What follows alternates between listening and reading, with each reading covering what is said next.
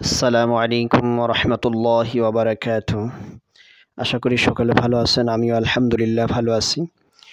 আজকে আরও একটি ভিডিও নিয়ে আসলাম, সেটি হচ্ছে অবাধ্য সন্তানকে বাধ্য করার কোরআনিক আমল। অনেকের ঘরে সন্তান রয়েছে, ছোট বাচ্চা রয়েছে, বড় বাচ্চা রয়েছে, ছোট সন্তান রয়েছে, বড় সন্তান রয়েছে। তো অনেকের সন্তান পিতার অবাধ্য অথবা মাতার অবাধ্য অথবা পিতামাতা উভয়েরই অবাধ্য থাকে। তো এমতো অবস্থায় পিতামাতা উভয়কে অনেক বিড়ম্বনায় পড়তে হয়। তো এই জন্য পিতামাতার জন্য যে আমলটি রয়েছে, নিজের সন্তানকে নিজের আয়ত্তে এবং নিজের বাধ্যগত করে রাখার জন্য, ১ নম্বর আমল হচ্ছে, স্ক্রিনে দেখা যাচ্ছে যে আয়াতটি, এটি সূরা আহকাফের ১৫ নম্বর আয়াত। আল্লাহ সুবহানাহু ওয়া তাআলা বলেন, ওয়া আসলিহ লি ফি যুররিয়্যাতি ইন্নী তুবতু ইলাইকা ওয়া ইন্নী মিনাল মুসলিমিন। এই আয়াতটা ৭টা টুকরা কাগজের মধ্যে লিখতে হবে, অর্থাৎ ৭ বার লিখতে হবে ৭টি টুকরা কাগজে। এর প্রত্যেকটি টুকরা সন্ধ্যার বেলা পানিতে ভিজিয়ে রাখতে হবে গ্লাসে। পরের দিন সকালে সন্তানকে পান করায় দিতে হবে সেই পানিটা।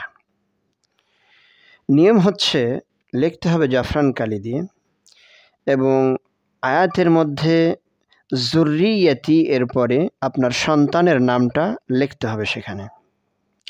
এইভাবে ৭ দিনে ৭টি টুকরা পানিতে ভিজিয়ে আপনার সন্তানকে পান করাইতে হবে।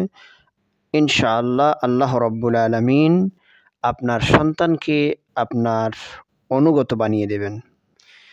অথবা পিতামাতা উভয়ে একাধারে ৭ দিন ফজরের নামাজের পরে ৩ বার করে এই আয়াতটি পাঠ করতে হবে।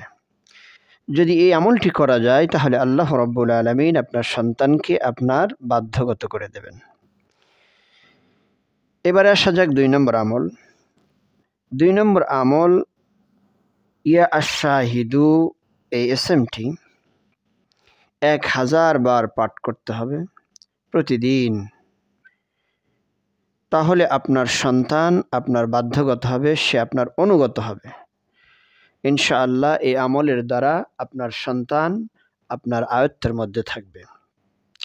যদি এই ভিডিওর কোনো কথা বুঝতে অসুবিধা হয়, তাহলে কমেন্টের মধ্যে জানিয়ে দেবেন। তাও যদি বুঝতে অসুবিধা হয়, তাহলে ডিসক্রিপশান বক্সের মধ্যে হোয়াটসঅ্যাপ নম্বর দেওয়া আছে, হোয়াটসঅ্যাপ নম্বরে আপনারা ফোন করবেন। আমার এই ভিডিওটি যদি আপনাদেরকে ভালো লেগে থাকে, তাহলে লাইক এবং সাবস্ক্রাইব করে বেল আইকনটি বাজিয়ে রাখুন। সকলে সুস্থ থাকেন, ভালো থাকেন। আবারও অন্য কোনো ভিডিও নিয়ে আসব, তখন কথা হবে। আসসালামু আলাইকুম ওয়া রাহমাতুল্লাহি ওয়া বারাকাতুহু।